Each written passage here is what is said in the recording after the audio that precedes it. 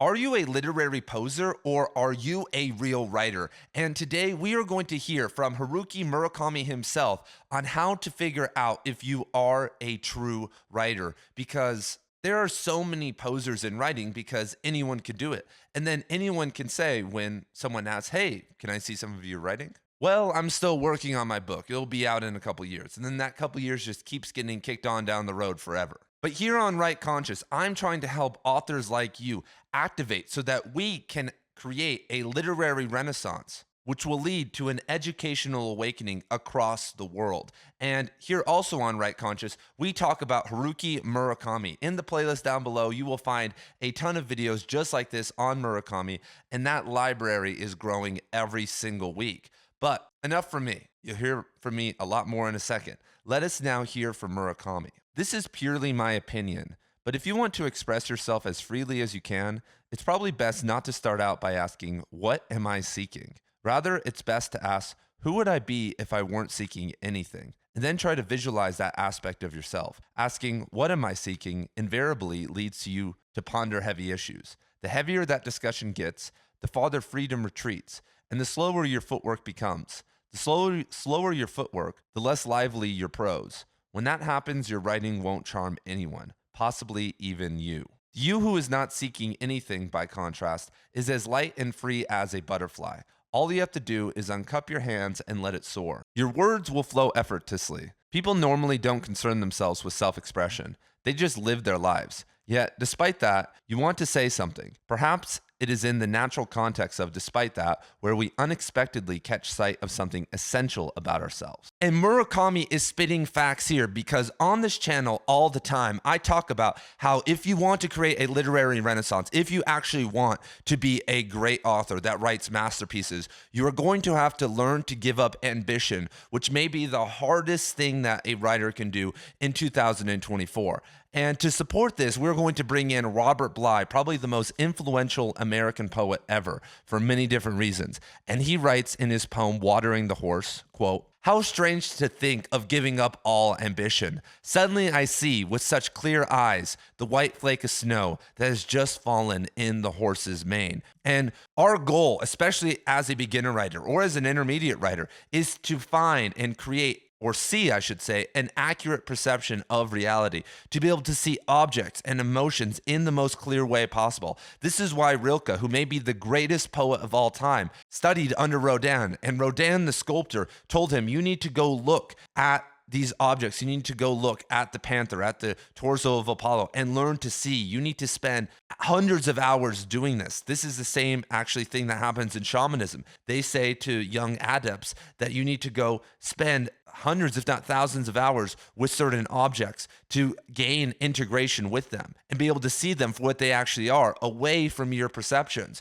And if you are going to be a real writer and not a poser and stand on the shoulders of all the people behind me, then first things first, you're going to have to be able to write. You're going to have to write beautifully. And if you can't look in your backyard or out your window right now and write something beautiful and captivating about your lemon tree, then why the hell would you write a short story or a novel? This is the biggest mistake I see. In tying this to Murakami's point, though, it's because we are worried about what we are seeking and not about what we are. It doesn't make sense if you're trying to write a novel and prove to everyone that you can do it and make money and quit your job and, have Instahoes hit you up and be like, "Oh my God, your work was so good. I have daddy issues." If that's what you want, sitting out for hundreds of hours and learning to write about your lemon tree would never come up. And if you hear advice like what I'm saying right now, you would never do it because your mind is clouded by ambition. And that's what Bly was saying right there. If you look at those last two lines,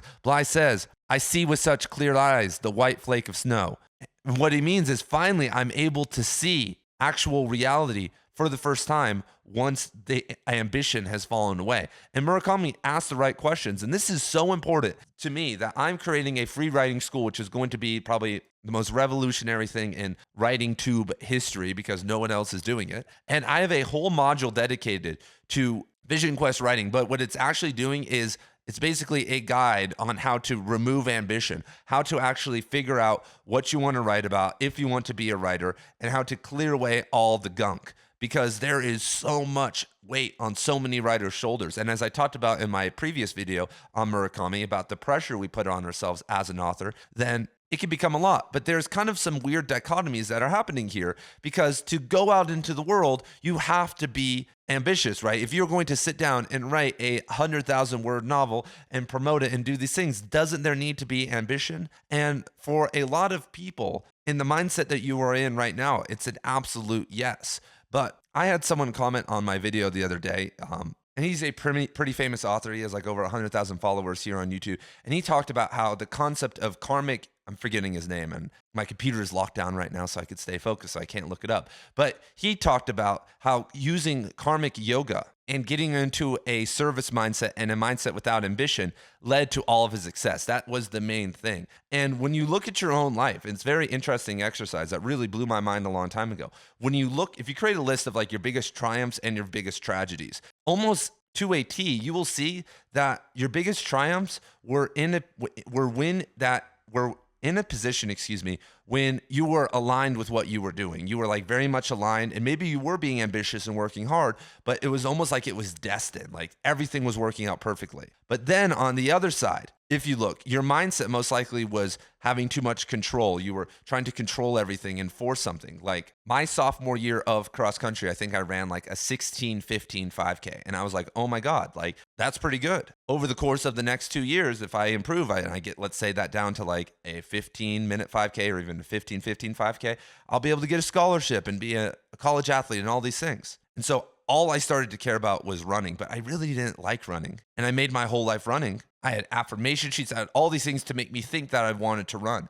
And during my junior year, I was way better than the year before, but I was so stressed about all this running stuff that I was, you could say, womanizing. And I eventually got mono from one of these girls that I was getting with. And that tanked my season because I was so sick for weeks that I lost all the momentum. And then it was just a disaster from then on. But I look back at that experience and I was like, hey, if I took a much more relaxed approach to this, I wouldn't even care about this and I would have done a different sport. Who cares about getting a college scholarship? And there are plenty of other things in my life with a very similar, thing, even in my own writing career. Back when I was in university, I had this professor who I really wanted to impress and really show that I could get into a good MFA program. And so I was writing all the time, 8 hours a day. And I did get a lot done. I did win some local contests and get in some college journals across the country and get some other submissions approved. But I look back at everything I did back then and it means nothing to me. Like I don't like any of it. I don't really feel like it taught me very much. I was just kind of running through the motions and grinding on like coffee and nicotine gum. But then when I look at another period of my life where every single day,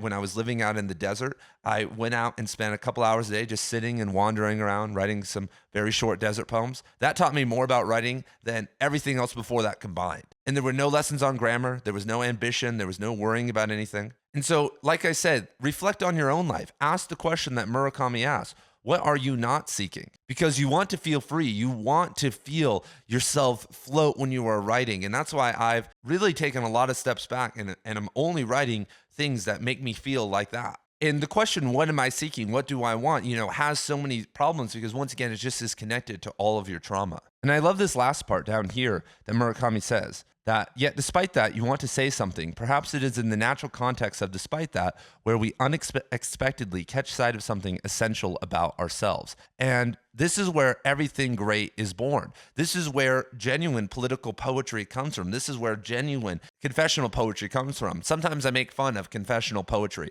or political poetry on this channel, but when someone is actually tapped into something important and are realizing something about themselves and their real emotions, their real feelings about a problem, then metaphor and imagery just comes automatically with it. You don't need to find it. You don't need to sit down and be like, how can I add a metaphor to this? It literally finds itself. And that is the unconscious process of writing from a place without ambition. This is why people like Murakami can create that magical feeling. But this is why people complain about Murakami's works. This is why they say, oh, it's not that complicated. He's not that good of a writer, because a lot of people on the shelf have microed every single sentence. People who I love, David Foster Wallace, Cormac McCarthy, they sat there and rewrote every single sentence and stressed about it for a long time. And for a person like David Foster Wallace, that ended up being his downfall. He couldn't write another novel. The Pale King was at a standstill for years.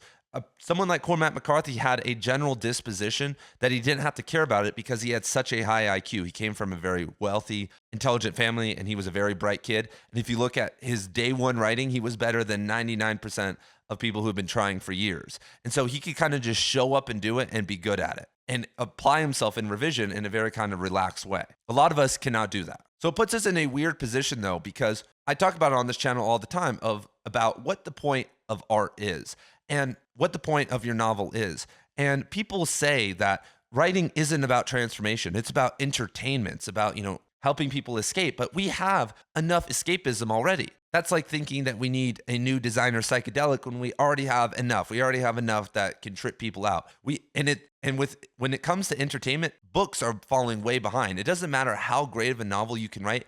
Can you really compete with GTA 6 coming out? Can you compete with the VR and with pornography and all these other things? And when they all start to integrate and get crazy? No, you're not going to be able to compete with that. So the only thing that writing is going to have left is the transformative side. And the best way to know that your writing is going to transform someone else is if it is transforming you. If you're writing a novel about a random dude wandering around South Carolina and nothing's going on, and you're just doing it because you think that you need to as a writer and you want to be like Hunter S. Thompson or something like that, it's not going to transform anyone. And there's a false sense of transformation here, because if you sit down and work on a 200,000 word novel, it is going to change you. The discipline, the focus, the explorations of characters, that's going to change you. But when you hear people like Cormac McCarthy say that you shouldn't write a novel and it's not a real novel unless you feel like you want to kill yourself all throughout it, that's the feeling I'm talking about. That every single word, every single moment, you are transforming and like becoming something greater. Something like that's going to be important for other people.